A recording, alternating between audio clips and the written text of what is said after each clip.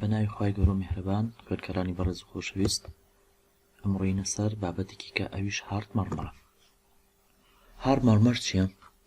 هارد مەرمەر ئەڵێ چی؟ if one of the valves واتە AV valve or ACL valve, tricuspid, bicuspid, aortic valve, pulmonary valve ئەگەر ئەمانە do not close properly یعنی بەباشی دانەخرێن، ئەوە چی ڕوئەیە؟ دوو شتی خراپ ڕوئەیە. یەک شتی تریش ڕوئەیە لە ستەدیگایتەکە باسی کردو، ئێستا باسی ئەکەین کەواتە ئەگەر بێت و ڤەڵڤەکان باش دانەخرێن. ئێمە وتمان ڤەڵڤەکان ئیشیان ئەوەیە کۆنتڕۆڵی دایرێکشنی بڵەد ئەکەن بۆ ئەوەی بە یەک ئاراستە بڕۆن، بە یەک دایرێکشن بڕۆن، نەک بە پێچەوانەوە بگەڕێنەوە.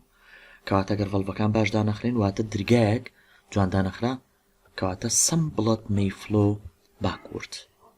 some blood may flow backward.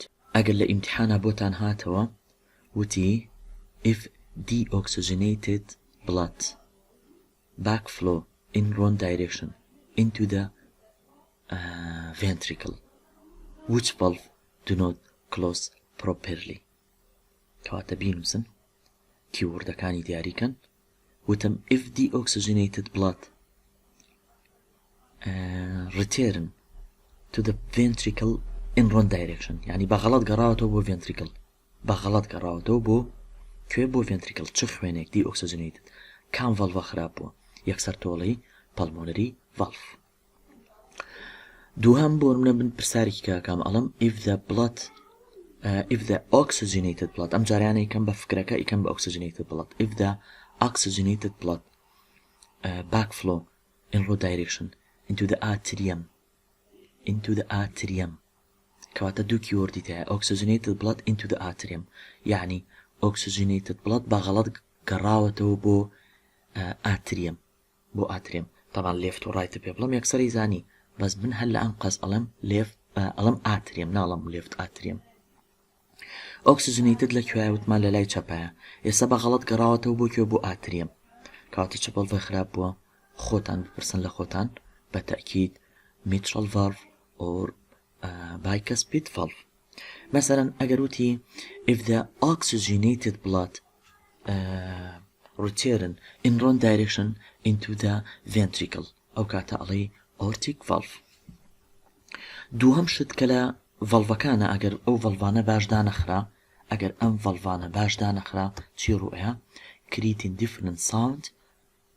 creating different sound which is called as a heart murmur.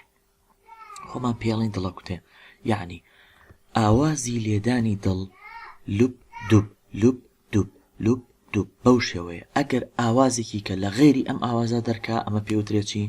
پێوترێ هارت مەرمەر. کەواتە خوێندکارانی بەڕێز و خۆشەویست ئەگەر هەر ڤەڵڤێک لە ڤەڵڤەکان دانەخرا دوو ئەفێکتی هەیە. یەکێک لە ئەفێکتەکان ئەوەیە بڵەت بەغەڵەت ئەگەڕێتەوە بۆ ئەو چەمبەرەی کە یاخود بۆ ئەو شوێنەی کە لی هاتووە، نابێ بگەڕێتەوە بۆ شوێنەی لی هاتووە، بێ بڕات و نەگەڕێتەوە. دووهەمیان creating different sound دروستەکە. مەسەلەن ئەگەر دکتۆرێک ستیتۆسکۆپێک بخاتە سەر دڵی کەسێک بۆی گوێ لە لێدانی دڵی بگرێ، ئەگەر بخاتە سەر دڵی کەسێک لوب ئەیبی نییە بەس دوب ئەیبی هەیە، کێزانێت چ ڤەڵڤێ خراپە؟ یەکسەر تۆڵی ACL valve خراپ بووە. مەسەلەن ئەگەر دووبی گوێ لێیە دووب ئەیبی نییە بەڵام لوبی گوێ لێ نییە، لوب بەباشی گوێ لێ نییە، شتێکی کە دروستەکە و کاتاڵی AV valve خراپ بوو. شتێکی کە زۆر گرنگە یعنی جگە لەم دوو خاڵە یعنی هیوادارم ئێوەی بەڕێز بیزان خاڵێکی زۆر گرنگە ئەویش لە ستادیگەیتەکە تایەتی. ستادیگەیتەکانتان بۆ ئەکەمەوە سێری ئەم پرسیارە بە زۆر مهمە بکەن. ئەڵێ if the aortic valve could not close properly what will happen to the diastolic pressure or systolic pressure. کەواتە ئەڵێ ئەگەر بێت و aortic valve باش دانەخرێ ئەفێکت دەکاتە سەر diastolic یان systolic. ئەمە زۆر گونجاو هەڵبژاردن. ئەڵێ ئەگەر بێت و aortic valve دانەخرێ بەباشی ئایا ئەفێکت دەکاتە سەر کامیان؟ diastolic لەگەڵ systolic pressure. طبعا ئێمە دوو جۆر پرێشەرمان هەیە. systolic pressure چیە؟ systolic pressure یەکسانە بە 120 لە مەیڵا سەودە لە فیمێڵە بەڵام دایستلیک بریتە لە 80 لە مەیڵە 70 لە فیمێڵە. ئەمە طبعا یونتەکەی میلیمتر مێرکورەیە ئێجیەم. اینجا ئەم پرسیارە ئەڵێ ئەگەر ئۆرتیک ڤەڵڤ دانەخرێ، ئۆرتیک ڤەڵڤ طبعا لە لای ڕاستەوەیە، لە لای چەپی دڵەوەیە، لە لای چەپی دڵەوەیە لە بینی ئەیۆرتا و لە ڤێنتریکڵایە. جا ئەم ڤەڵڤە ئەگەر دانەخرێ ئانسەرکیەکەی ئەڵێ تەئسیرەکاتە سەر دایستلیک پرێشەر. ئیتر بۆ چۆنە و چۆن نییە ئەوە گرنگەکەی لەوایە ئەگەر ڤێنتریکڵ کۆنتراتکە طبعا ئۆرتیک ڤەڵڤ بکرێتەوە، ئیماجنیشنی بکەن لەگەڵ بنا، ئەگەر ڤێنتریکڵ کۆنتراتکە ئۆرتیک ڤەڵڤ بکرێتەوە زۆر باشە، وەجبەیەکە خوێنێرێ بۆ ئەیۆرتا، ئەو وەجبە خوێنەی کە ئەچێ بۆ ئەیۆرتا پرێشەرێکە خاتە سەر وۆڵی ئەیۆرتا پێوترە سیستلیک پرێشەر. ئەبێ ئەم سیستلیک پرێشەرە وردە دابەزێ. بەچی دابەزێ؟ بەوەی ئەو خوێنەکە ئەگەڕێتەوە بۆ دڵ، بڵین ئەچێتە ناو کەپیلاریەوە، لە کەپیلاریوە بێ بە ڤین، لە ڤینەوە چێ بۆ ڤیناکاڤە، دوای گەڕێتەوە بۆ دڵ. ئیتر یەکسەر دابەزێ ئەبێ بە دایستلیک پرێشەر. باشە، وەجبەیە خوێن لە نەتیجەی ئەوەی کە ئێورتیک ڤەڵڤ باش داناخرێ، وەجبەیەکی باش ئەگەڕێتەوە بۆ دڵ، کە ئەمە غەڵەتە، ڕۆنگ دایرێکشنە. ئەو وەجبە خوێنە کە گەڕایەوە ئەفێکتەکە سەر دایستلیک، یعنی ئەیۆرتیک ڤەڵڤ لە کرانەوەیە مشکلەی نییە، لە کاتی کرانەوەیە کە ئەو وەجبە خوێنە ئەنێرێ سیستلیک پرێشەری نۆرمەڵی خۆی دروستەکە. بەڵام لە کاتی داخستنا ئەبێ بە پێرفێکتی داخرێ بۆی تەئسیر نەکا سەر دایستلیک، کەواتە لە سیستلیک پرێشەرە هیچ مشکلەیەکی نیە، هەر 12 120 یاخود 120 لە مەیڵا سەودەیە لە فیمێڵە. لە کردنەوەیە مشکلەی نییە، لە داخستنا مشکلەی هەیە، لە داخستنەکەیە تەئسیرەکە سەر دایستلیک پرێشەر. مەسەڵەن ئەگەر لە کردنەوەکەیە کێشەی هەبووە جوان نەکرێتەوە کاتە تەئسیرەکە سەر سیستلیک پرێشەر. مەسەڵەن ئەگەر ئەم پرسیارە وتی if the aortic valve could not open properly، یعنی نەیتوانی بیکاتەوە، کەواتە ئەو وەجبە خوێنەی ئینێرێ کەمەیان کەم نییە، بە تەئکید کەمە. مادەم وەجبە خوێنەکە ڤۆلیومی ئەو خوێنە کەمە لەسەر ڤیسڵسی ئەیۆرتا، ئەو کاتە سیستلیک پرێشەر دابەزێت و تەئسیری لێەکە. اینجا طبعا ئەمە داخڵە. ئیتر ڤەڵڤەکانی کە ئەوەی کە داخرێ چی لێ نایە هیچی داخڵ نیە. هیوادارم ئەمە بێتەوە و ئیسفادەشتان لێکرد بێت. خوێنکارانی بەڕێز و خۆشەویست، لە ڤیدیۆیەکە کە پێشتر تۆمارم کردووە لە پەڵسەوە باسم کردووە، هیچ مشکلەیەکی نییە. پاڵس، کلۆز سیستم سیرکولیشن، ئۆپن سیستم سیرکولیشن، لینکەکەی لەم ڤیدیۆیە دایانێن بۆی یەکسەر دوای ئەم قسانم بچن سەیریکەن. ئیتر تۆزێکی کە ئەچینە سەر لیمفاتیک سیستم. ئارتریمان باس کردو، ڤینمان باس کردو، کەپیلاریمان هەمووی باس کردووە. هیوادارم ئێوە بتوان بیخەنە سەر ئەو ڤیدیۆیە سیر بکەن.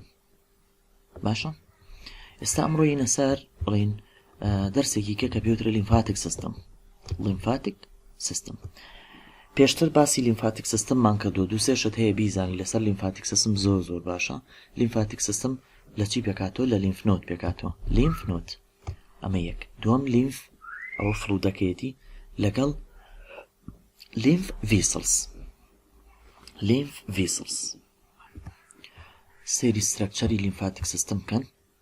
لیمفاتیک سیستم ئەمە تۆنسڵە، تکایە سێریکی چاپتەر 3 بکەن، سێکشن 2. لە ڕاستیە ئەم لەیبڵە غەڵەتە، ئەوەی چاپتەر 3 ڕاستە، سێکشنی 2. ئەم سترەکچەرە لێ ڕاکێشن بنووسن ئەدینۆید. ئەمەیانە بێ بە تۆنسڵ یانی لەوزەتێن، کەواتە ئەدینۆیدیش بەشێکە لە لیمفاتیک سیستم، بەڵام لێرە مێنشن نەکراوە.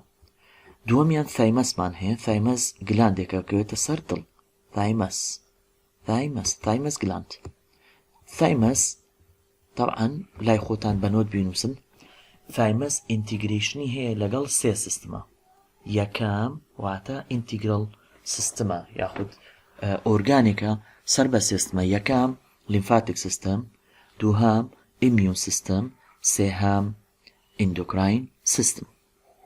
ئەمە زۆر گرنگە، کاتە تایمەس گلاند لە سێ سیستما بەشدارە. سیستمێک کە ئیمیون سیستمە کە ئینشاڵا باسی ئەەکەین، لا chapter 3 و سيستمێک کە لیمفاتیک سیستمە لێرەیە چونکە لیمفی پیاڕە لیمفۆسایتەکانیشی تەیە سەر بە ئیمیون سیستمیشە و سەر بە ئیندۆکراین سیستمە چونکە هۆرمۆنێک دروستەکە پێی ئەوترێت ثایمۆسین ئەمە دووەم ئۆرگانە یاخود بڵێن سێم ئۆرگانە دوای ئەدینۆید لێرە وتمان بنووسە ئەدینۆید تۆنسڵ ثایمەس لیمفنۆدمان هەیە لیمفنۆدەکان ئەگەر دیقەتی بن لە بنی باڵا زۆری تایە لە بنی باڵا لە نێکا زۆری تایە اینجا لە بنی ڕانە زۆری تیا ئەم لیمفنۆدانە دوای ئیمپۆرتەتەکانیان باسەکەین ئەم لیمفنۆدانە فولن لە وای بڵەس سێڵێکی زۆر پرۆفیشناڵ پیانەوترێ لیمفۆسایت کەواتە وای بڵەس سێڵیان تایە ئەم لیمفنۆدانە هەر هەمویان پڕن لە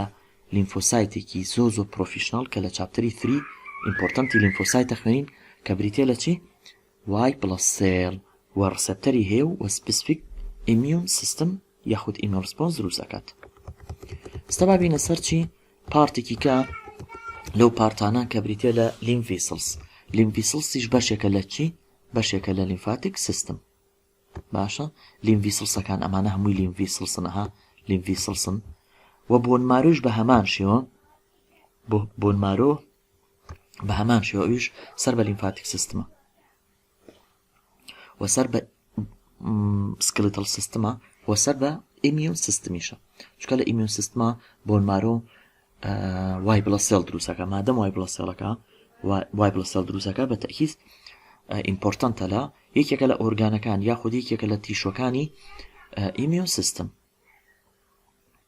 ئێستا بابینە سەر بزانین لیمفاتیک سیستم ئیشی چییە بەڕێزان سێری ئەم ڕسمە بکەن طبعا لیمفاتیک سیستم ئیمپۆرتەنتەکەی تا لەم ڕسمە تێنەگەی زۆر باش تێناگەی لە مۆزوعی لیمفاتیک سیستم ئێمە دەرسەکانی پێشوو باسمان کردوتمان لێف ڤێنتریکل پامپی بڵەدەیە ئەیۆرتا ترانسفێری چیەکە ترانسفێری ئۆکسجنیتد بڵەد دەکا لێرە ئەنووسین ئۆکسجنیتد بڵەد جا برانچی لێبێتەوە ئەیۆرتا پێوترە سمۆلر ئارتری کەوان لە دەرسی پێشوە باسمان کردووە لە ڤیدیۆکانی پێشوە ئارتریۆل اینجا دوایەوە ئارتریۆل بچووکترین بڵەد ڤیسڵە طبعا لە ئارتریۆڵە سیفەتی ئارتریۆل چییە بچووکترین بڵەد ڤیسڵی ئارتریە ئەمە یەک هەر ئەینەن شت لە 3 layers پێکاتەوە ئیندۆثیلیۆل و سموس مەسڵ و کۆنێکتیڤ تیشو ئەمە 2 3 پرێشەری زۆر بەرزە چونکە بەس یعنی وەکو ئەڵێ برانچی ئەیۆرتایە ئەیۆرتاش لە لێڤێنتریکلۆ هاتووە لێڤێنتریکلیش مەسکولەر وڵەکەی لە هەر هەموو مەسڵ لە چەمبەرەکانی تر بەقووەترە بە هیچ شێوەیەک ئێکسچێنجی سەبستانسز لە ڕێگەی ئارتریۆڵە ڕوونایە چونکە 3 layers باشە پرێشەری تەیە بەرزە بچووکترین بڵەد ڤیسڵی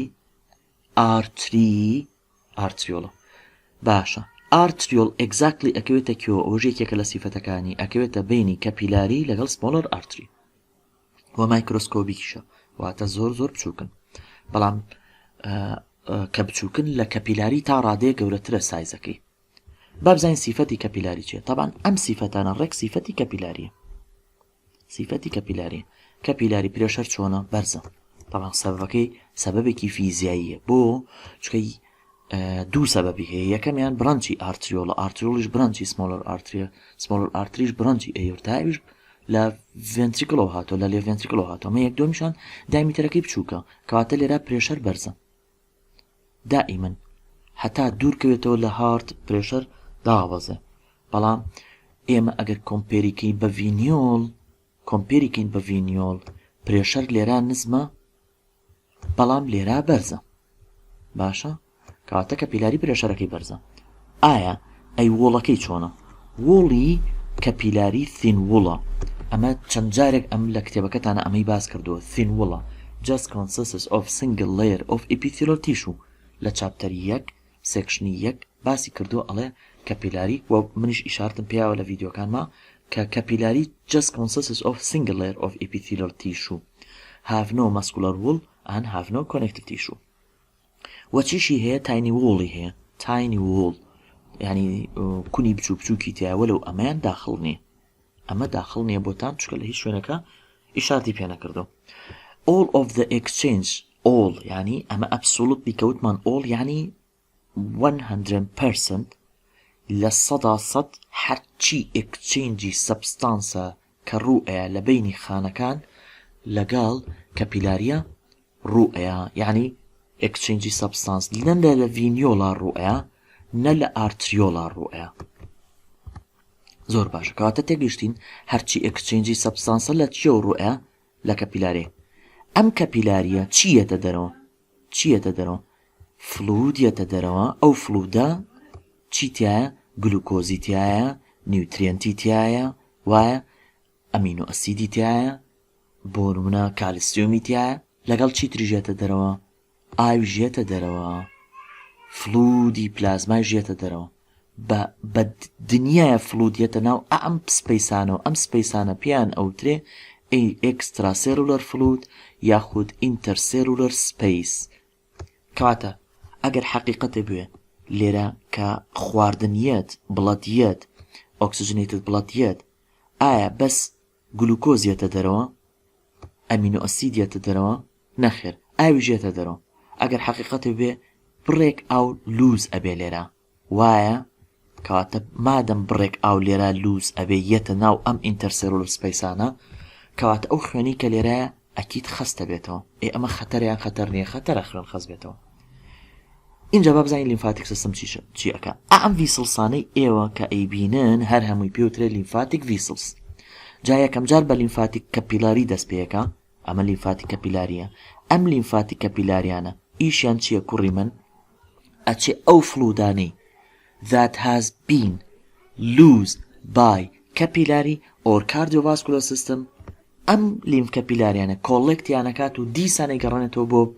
سێرکولیشن زۆر گرنگە ئەم شتە ئەڵێ ئەو فلودەی کە لێرا لوز ئەبێ لە ڕێگەی کەپیلارەکانەوە تاوان وەکو ئەڵێ لەبەر خاترانێتە دەرەوە خۆ گلوکۆز ئەمە بایعی نییە گلوکۆز بە وشکی بێتە دەرەوە یان ئەمینۆ ئەسید بە وشکی بێتە دەرەوە حتمما دیسۆڵڤە لە ناو وەتەرە یعنی وەتەریەتە دەرەوە لەبەر خاتری گلوکۆز و ئەمینۆ ئەسید و ئەو نیوترۆنت و شتانەیەتە دەرەوە باش ئەمە زەرەرە بۆ بڵادەکە چونکە بڵادەکە خەست دەکاتەوە مادەم بڵادەکە خەست دەکاتەوە کەواتە لوز بوو چی لوز بوو فلود لوز بوو لە ڕاستی ئەو فلودە کێ کۆیەکاتەوە کەپیلارەکان کۆیانەکەنەوە ئاها سەیری دایرێکشنی فلودەکە بکە تەبان ئەمە فلودەکەیە ڕێک کۆڵێکتیانەکە بۆ کەپیلاری تا ئێرە پێوترە کەپیلاری دوای پێوترە لیم ڤیسڵس لیم ڤیسڵسەکان تەبان لێریشۆ عینەن شت فلودیەت کۆ بێتەوە ئەمە لیمفاتی کەپیلاریان پێوترێ دوو لیمفاتی کەپیلاری یەکەگرێ چی دروستەکە گەورەتر دروستەکە دوایەوە چی ئەبینن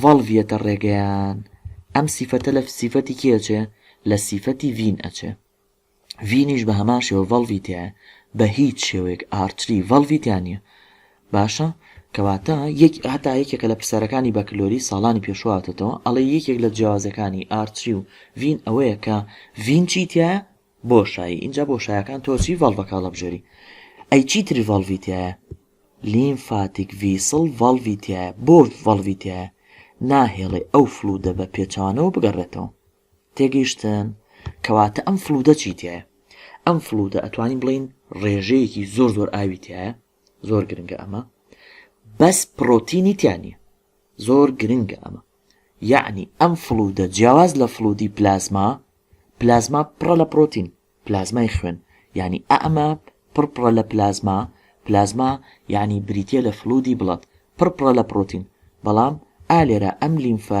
هیچ پرۆتینێکی تیان نییە ئەی چوای بڵەسەڵێکی تایە چوای بڵەسەڵێکی تایە لیمفۆسایت کەواتە وای بڵەسەڵی تایە یان نا تایەتی وای بڵەسەڵی تایە چوای بڵەسەڵێ لیمفۆسایت ئایا ڕێت بڵەسێڵی تایە نەخێر بە هیچ شێوەیەک ڕێت بڵەسێڵی تیانە وتمان ڕێژەیەکی ئاوی زۆری تایە ئەمە یەک لیمفۆسایتی تایە یەکێکە لە تایپە گرنگەکانی وای بڵەسێڵ ڕێت بڵەسێڵی تیانە پلیتلێتی تیانە پرۆتینی تیانە تەبان بە تەئکید ئۆکسجینی تایە بە تەئکید وەیستی تایە بە تەئکید گلوکۆزی تایە چونکە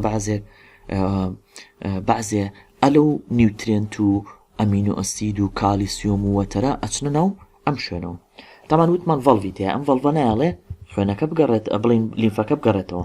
کەواتە لیمف چییە؟ لیمف عینەن بڵد وایە ڕێت بڵە سێڵی تیانە پرۆتینی تیانە ڕاستە هەنێ لە تایپەکانی کەمی وای بڵە سێڵی تایە وەکو بۆ نمونە لیمفۆسایت. لە ڕێگایە تەمان چی دروستەکە؟ ڤیسڵسی گەورەتر دروستەکە. ئەم ڤیسڵسانە چێک پۆینتمان هەیە. چێک پۆینتەکە چۆنیە باوکی من؟ ئەم چێک پۆینتانە پێی ئەوترێ لیمف نۆد. کەواتە لیمف نۆدەکان چین؟ لیمف نۆدەکان بریتین لەو نۆدانی کە لە ڕێگەی لیمڤیسڵسەکانەوە وەکو بیدێکوان چۆن ملوانکەیەک بیدی هەیە یاخود نێکلەیسێ بیدی هەیە ئەو بیدانە فولن لە لیمفۆسایت. خۆی ئەمە چی ئەکا؟ فلتەری ئەو فلودە ئەکا. فلتەری ئەو فلودەکە باەک ڕسمتان بۆ بکەمەوە. لێرە تەمان بۆ نمونە ئەگەر مایکرۆ ئۆرگانیزمی هەبێ ئەم مایکرۆ ئۆرگانیزمە بە فرسەتی ئەزانێ ئەڵێ ئێرە سیفترین ڕێگەیە بۆ ئەوەی خۆم بگەێنمە سێرکولیشن بەڵام وەکو ئەڵێ نەخۆی تاڵە ئەمە سیفترین شوێنە بۆ ئەوەی بگا بە سێرکولیشن چونکە لیمڤیسڵس بەس لیمفۆسایتی تایە تایپەکانی تری وای بڵە سێڵی تیانە بەڵام ئەم ڕێگە قاچاقی گرتووە تاوان ئەمە مایکرۆبەکەی دوای کۆمزان چی پێگە ئەچێتە ناو کێوە ئەچێتە ناو ئەم شوێنەوە. لێرە چی لێکە؟ فلتەرێشنی پێەکە. فلتەرێشن بە مایکرۆ ئۆرگانیزم تیش و دبریز واتە پارچەی تیشوی مردوو تیش و دبریز ینی پارچەی تیشوی مردوو یاخود بۆ نمونە ویست یاخود بۆ نمونە فۆرین تیشو بۆ نمونە مایکرۆ ئۆرگانیزم ئیتر بە کورتەکەی ئەو لیمفە لێرا لەوانەیە دنیا پیس و پۆخڵی تیابێ دوای ئەوەی بەم لیمفنۆدا ڕۆژ پاکیەکاتەوە لیمڤیسڵسی گەورە دروستەکات تامان بە بەرداوامی ڤاڵڤی پێگا دوایە ئەڕژێتە ناو سوپریەر ڤینا کاڤا. کێزانێت سوپەر ڤینا کاڤا خوێن ئەگەڕێنێتەوە لەگەڵ چیش ئەگەڕێنێتەوە؟ لیمف ئەگەڕێنێتەوە. چ خوێنێ ئەگەڕێنێتەوە؟ دی ئۆکسجنەیتد بڵد لەگەڵ چیش ئەگەڕێنێتەوە؟ لیمف ئەگەڕێنێتەوە. کەواتە زۆر گرنگە. زانێتە لە باڵێ بۆ سوپەر ڤینا کاڤا چوو زانم بۆ سوپەر ڤینا کاڤا سوپەر ڤینا کاڤا ئینفیریەر بەس دی ئۆکسجنەیتد ئەگەڕێنێتەوە بەڵام سوپریەر لیمف ئەگەڕێنێتەوە بۆ چێ؟ بۆ سێرکولیشن. باشە سوپرێر ڤینا کاڤا بەکێوە بەسراوە؟ بە ڕایت ئاتریەمەوە بەسراوە. ڕایت ئاتریەم ئیتر تێکەڵ بە خوێنە بێ کەواتە تەلەبەکان یەکسان بووە چکە ئێمە وتمان لێرە خوێنەکە ئاوی زۆرە بەڵام لێرە ئاوی کەمە وایە مادەم ئاوی کەمە ئەما گەڕێتەوە بۆ ڤینا کاڤا. ڤینا کاڤای با بۆ ڕایت ئاتریەم یەکسان یەکاتەوە. ئەم لیمڤیسڵە بە ڕەحمەتی خۆی بە چاکەی خۆی ئەو فلودەمان بۆ گەڕێنێتەوە پاش ئەوەی حەولە العالەمێکەکە ئەیگەڕێنێتەوە بۆ سوپرێر ڤینا کاڤا. هەر چووە ناو سوپرێر ڤینا کاڤا ئەو ئاوەی لێرە لۆز بووە لێرە بۆمانەگەڕێنێتەوە بۆ ناو بڵەستریم. کەواتە بابینەوە سەر مەرزەمەکەی خۆمان. ئیترتێرن ئیت یانی چی؟ لیمفاتیک سیستم lymphatic vessel. ڕتێرنی چی ئەکا؟ fluid کام fluid that have collected in the tissue کام تیشوە بوو باسمان کروتمان ئەو تیشوانەیە ها ئەو intercellular spaceانە ئەو intercellular spaceانە ئەمە تیشون سپیس هەیە لە بینیانە وەکەوەی ماتریکس بن باشە ئەم سپیسانە فولن لە فلوت بۆمانەگەڕێنەوە بۆ کوێ؟ بۆ هین ئەڵێ to the bloodstream بای چی؟ لێرە بنووسە بای superior vena cava.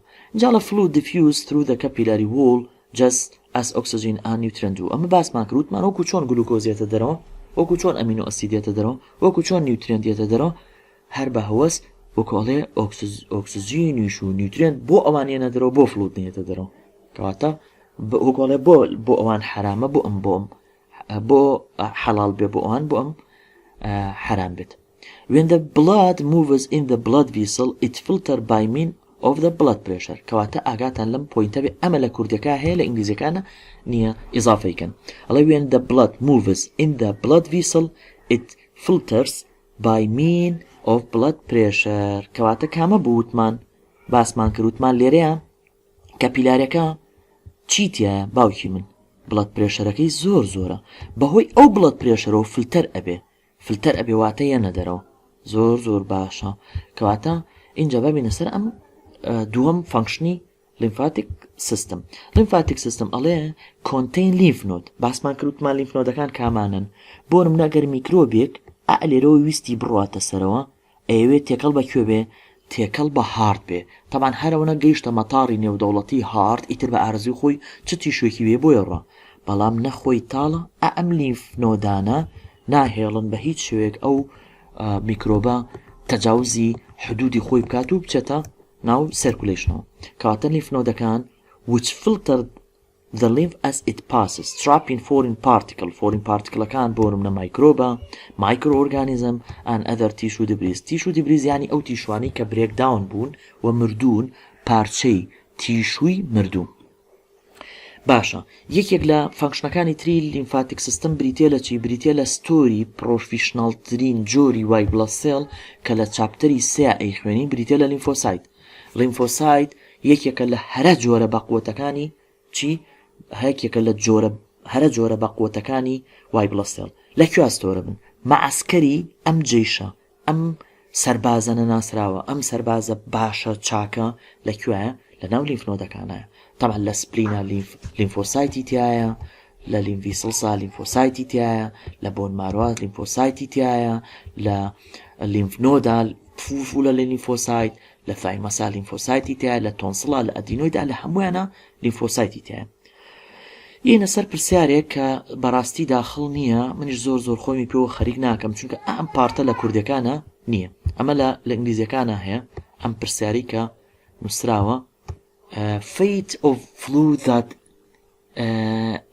exist in the intercellular fluid طبعا هەنێ فلودمان هەیە کە لێرە ئەمێننەوە ئەوەی کە ڕسمەکەی پێشوو باسمان کرد ئەم ڕسمەی پێشوو باسمان کرد سێ فەیتی هەیە فەیت یعنی مەسیر ئەو فلودەی لێرەیە سێ مەسیری هەیە یەکەم مەسیری ئیممە ئەگەڕێتەوە بۆ ناو ڤینیۆل طبعا ئەوە وەیستی پێ CO2 ئەوە CO2 کاربن دایۆکساید وەیست و شتانی پێبێ ڕێگە گەڕێتەوە بۆ ناو ڤینیۆل یاخود دەگەڕێتەوە بۆ ناو کەپیلارێکەوە ماسیری یەکەمیان لێرە ڕقەمیەک دانێم بزانم لێرە کامێنە ئەڵێ some of these fluid pass into the cell ئەویان نییە some return into the capillary کەواتە ئەمەیانە لێرە وتمان ئەگەڕێتەوە بۆ ڤینیۆل ببورن ئەگەڕێتەوە بۆ کەپیلارێکە چونکە ڤینیۆل ثینوڵ نییە تاوەکو فلود وەرگێ کەواتە با غەڵەتەکە چاکینەوە ئەگەڕێتەوە بۆ کەپیلارێکە کەواتە بۆچی ئەگەڕێتەوە چکە وەیستی پێ هەنێ لەو فلودا ئەچنە ناو خانەکە بۆچی ئەچنە ناو خانەکە بۆ خۆشی ئەچن نەخێر چکە نیوترێنتی پێ ئۆکسجینی پێ ئەمینۆسیدی پێ گلوکۆزی پێ بزانین لێرە خاڵی چەنە ئەڵێ some of these passed into the cell since it contain oxygen and nutrient بینە سەر مەسیری سێهم هەنێ لەو فلودانە ئەچن بۆ کوێ ئەچن ناو لیمڤیسڵسەکەەوە کاتە بن بەچی ئەبن بە لیمف یان نا ئەبن بە لیمف some remain in the intercellular space طبعا دوایەوە ئەچنە ناو لیمڤیسڵسەکەەوە ئەبێ بە لیمف کاتە ئەم پارتە داخڵ نییە ئێستا ببینە سەر پارتێکی کە فانکشنەی لیمف نۆد چییە لیمف نۆد لە دوو شوێنە هەمانە بۆیە زۆر گرنگە و ئیمپۆرت یعنی گرنگی پێبن خوێنکارانی بەڕێز خۆشەویست لە چاپتەر 3 سێکشنی 2 لاپەڕی دووهەمیان ڕێک لەوێ باسی لیمف نۆد دەکا و لە ریشە باسی لیمف نۆد ئەکا لیمف نۆد چییە ئەڵێ as the lymph travel through these vessels مەبەسمان ڤیسڵسەکان کیە لیمف ڤیسڵسە on its way لە ڕێگایانە to the heart مەبەسمان to the superior vena cava اینجا دوای ئەچێتە ناو هارت ئەڵێ کاتێ ئەم فلودانە بە ڕێگەی خۆیانە ئەڕۆن لە ڕێگایە چیان پێگە لیمف نۆدیان پێگە ئەم لیمف نۆدانە وکو چیوان وکو بیدوان بید یعنی دەنکە مورو باشە بزانین ئیشیان چییە ئەڵێ these node filter the lymph as it passes وەکو باسمان کرد پێشتر ئەم لیمف نۆدانە تراپی فۆرین پارتکلەکەن مایکرۆۆرگانیزمەکەن لەگەڵ تیش و دبریز باشە ئەی لیمف نۆد ئیشێکی کەی هەیە وتمان مەعسکەرێکن بۆ کێ بۆ ئەم سەربازە بەقوتە کە پێوترێن لیمفۆسایتیش دوو جۆری هەیە وەک پێم وتن لە چاپتەر 3 بە دیتێڵ خوێنین بیسێل و دیسێل زۆر باش بۆچی لە کاتی نەخۆشییان لیمف نۆد سوێڵین ئەکا ئەها لەو کاتێک کە قورگەیەشێڵێ سۆر ئۆ ثرۆت واتە لەو زەتێنەکانمان ئیلتیهابەکە لەو زەتێنەکانمە بەسمان تۆنسڵەکان کە ئیلتیهابەکەن بۆ هەڵئاوسێن بۆ سوێڵینەکەین ئەڵین لەبەرەوەی لیمفۆسایتیان تەیە ئەم لیمفۆسایتانە ئەکەونە ئینزارەوە کە کەونە ئینزارەوە دیڤیژن ئەکەن باشە کە دیڤیژنیان کرد ئەو کاتە سوێڵین ئەکەن کەواتە لە هەر کاتێکە پاتۆجین چوە ژوورەوە میکرۆبێ چوە ژوورەوە بۆ ناو خوێنمان یەکسەر وای بڵەسەڵەکان دیڤیژنەکەن دیڤیژنەکانیشان لە ناو خوێنە یان لە ناو لیمفنۆدەکانایە ئەو پاتۆجینە ئەبێتە هۆی ئەوەی لیمفۆسایتەکان زۆر دیڤیژنکەن کە دیڤیژنەکەن چی ڕوئە لیمفنۆدەکان سوێڵین ئەەکەن و ئینفلامتەکەن ئینفلامەت یعنی ئیلتیهابەکە سوێڵین یعنی هەڵ ئاوسێ طبعا الله چی الله because of the increased number of lymphocytes اینجا ببینە سەر کۆمەڵە دیفرنس لە بینی ڤین لەگەڵ لیمفیسلز لیمفیسلز زیاتر لە ڤین ئەچێ ئەمە یەکێکە لە گرنگترین شت کە بیزانی باشە مەسەلەن لە ئیمتحانە ئەگەروتی لیمفیسلز لە چ ڤیسلسێک زیاترەچێ تۆڵی لە ڤینەچێ ڕووە لە یەکچوەکانی یان similarity between the vein and lymph لە سێ ڕۆوە یەکەمیان هەردووکیان پێویستیان بە سکویزی skeletal muscle سکویزی skeletal muscle پێشتر لە ڤیددیۆیەکە باسمان کردو کە چۆن skeletal muscle سکویز ئەکا واتە کە کۆنتراکتەکە و پاڵ بە بڵەدەوەنێ لە ڤینەکانە toward the heart بە تایبەتی لە خوار ئەژنەوە سکویزینی skeletal muscle gastrocnemius muscle کە کۆنتراکتەکە پاڵ بە خوێنەکەوەنێ بۆ سەرەوە طبعی ئەم خاڵە لە کوردەکانە بە هیچ شێوێک نییە داخڵ نییە بەڵامی تر سیقەی نییە تۆ هەر بیزانی باشترە کەواتە هەم لیمڤیسل و هەم ڤین هەردووکیان پێویستیان بە سکویزی skeletal muscle بۆ ئەوی فلوودەکە بەرەو هارد بڕات چکە عکسی گراڤیتیە خوێنکارانی بەڕێز خۆشەویست ئەو فلوودەی لە خوار قاچەوەیە بڵین لە خوار ئەژنەوەیە زۆر بە قورسی ئەتوارێت سەرکەوێ بۆ دڵ کەواتە پێویستی بە سکویزە واتە بە گوشینی skeletal muscle بۆی پاڵی پێوە بنێ طبعا ڤەڵڤەکانیش هەڵپڵم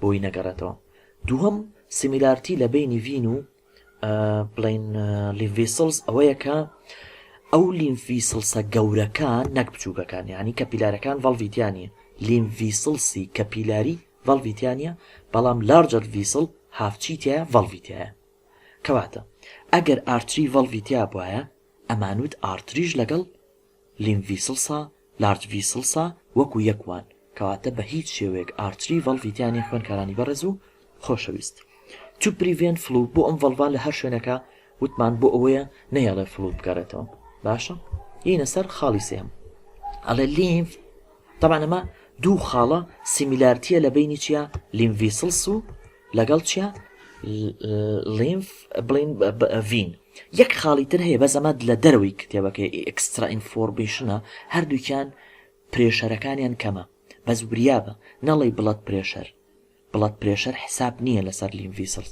ئەڵێ فلوت پرێشەر لە ڤینیش و لە لیمڤیسلسیشە کەمە کەواتە زۆر گرنگە ئەو شتە ئەڵێ پرێشەریان تیاکەمە ناڵێ بڵەت پرێشەر ئەڵێ بڵەت پرێشەر کەمە لە ڤینە و لیمف پرێشەر کەمە لە لیمف ڤیسلسە باز ئەمە ئێکسترا ئینفۆرمیشن و داخڵ نییە نۆتێکە باسمان کردوتمان پرۆتین مۆلکول بە هیچ شێوەیەک لە ناو لیمفانیە بەڵام بڵەت پرۆتینی زۆر تایە اینە سەر خاڵێکی کە ئەڵە لیمف کەپیلارەکان تەبان کۆبنەوە چی دروستەکەن لارجەت ڤیسڵ دروستەکەن دوای ئەوە ئەمانە ترانسفێری لیمفەکەن بۆ سوپرێر ڤیناکاوە ئەمەش لە ئینگلیزیەکانە نییە زۆر وریایی بن لە ئینگلیزیەکانە بە هیچ شێوێک ئیشارەتی نەکردو کە لیمف بۆ چ ڤیسڵسێک ئەگەڕێتەوە ئەڵێن بۆ سوپرێر ڤیناکاوە ئەگەڕێتەوە ئەمە داخڵە زۆر گرنگیشە وریایی بن بینە سەر شتێکی کە جیازی لە نێوان ئەم دوانە هیوادارم ئەمە خۆتان بیخوێنەوە هەر هەموویمان باس کردووە بەس یەک خاڵم باز نەکردووە ئەویش خاڵی سێهەمیان خاڵی سێهەمێنتان بۆ باسەکەم ویتر بازیایەکەین بڵاد ڤیسڵ کۆمپلیت سێرکتە یعنی کلۆز سیستم سێرکولیشنە یعنی بڵەت ناچێتە دەرەوەی بازنەی هارت و بڵەت ڤیسڵەوە لەمە زیاتری نییە وایە یعنی بڵەت یان لە ناو بڵەت ڤیسڵایە یان لە ناو هارتەیە یا ئیما لە ناو ئارتریایە ئیما لە ناو ڤینایە ئیما لە ناو چەمبەرەکانەیە بۆ خۆی سەرکولیتەکە وەکو چۆن سیارەیەک بە شەستی سلێمانیە بە بەردەوامی بە شەستی سلێمانیە بسوڕێتە و لا نەیەت بۆ گەڕەکەکان هەر بە شەستیا بسوڕێتەوە بڵەت ڤیسڵیس بڵین کاردیۆڤاسکولار سیستم کۆمپلیت سێرکتە کۆمپلیت سێرکت مینینەکەی ئەوەیە کلۆز سیستم سێرکولیشنە closed system circulation so that the blood passes from the heart to all of the part of the body then back again to the heart but the lymphatic system is a one-way system تواني بلين open system بو شو كسيري كان أما بعضني كي داخراوة طبعا أما ڕایت ئاتریەمە ئەمەش سوپرێر ڤینا کاڤایە وایە ئایا کۆمپلی سێرکتە نەخێر وەن وەی سیستمە یعنی بە یەک ڕێگە ئەڕوا ئەویش لە بەدیۆ بۆ هارت تەواو لە بەدیۆ بۆ سوپرێر ڤینا کاڤا پاشان بۆ هارت کەواتە وەن وەیستە سەیری کە ئایا ئەمە بازنێکی داخراوە نەخێر کەواتە کلۆز سیستم سیرکولیشنیە بەڵام ئەوەی دڵوانیە لە دڵەوە ئەچێ بۆ کوێ بۆ بەدی لە بەدی شۆگەڕێتەوە بۆ دڵ لە دڵەوە چێ بۆ لانگ لە لانگی شۆگەڕێتەوە بۆ دڵ کەواتە کلۆز سیستم سیرکولیشن ئاسان دوو کلۆز سیستم سیرکولیشن هەیە لە کاردیۆڤاسکولار سیستما بەڵام لە لیمفاتیک سیستما وەن وەی سیستما بۆ ئەمە دوو وەی سیستما چونکە بڵا دەچێ بۆ بەدی و ئەیشگەڕێتەوە ئەها دوو وەیە بڵا دەچێ بۆ لانگ واگەڕێتەوە وانە کەواتە دوو وەیە بەڵام ئەمەیان تەنها دایرێکشنەکەی بەرە و هارتە بۆیە وەن وەی سیستمە بەنسبەت دەرسی ئەمڕۆ تەواو و ئەم ڕسمێش داخل نییە بەس بۆ خۆتانە لێرە تەبان خوێنیەت ئەم شکڵە مۆرە دائیمە ڕپرزێنتی کەپیلاریەکە ئەو سەوزانە ڕپرزێنتی لیمفاتیک ڤیسڵسەکە لێرە لیمفاتیک ڤیسڵس دروست ئەبن و پاشان ئەگەڕێنەوە بۆ هارت ئەوش ڤینیۆڵە بچووکترین ڤیسڵسی ڤین بریتە لە ڤینیۆڵ هیوادارم سوودتان لێ بینی بێ هیوادارم پرسیارەکانتان لە کۆمنتا بکەن و بەرە هاوڕێکانتان بڵێن و ڤیدیۆکە بڵاو بکەنەوە بەشکم بەهۆی ئەو ڤیدیۆ تەلەبە دەرەجە بێنێ خواتان لەگەڵ بێ هەر سەرکەوتو و سەرفراز بن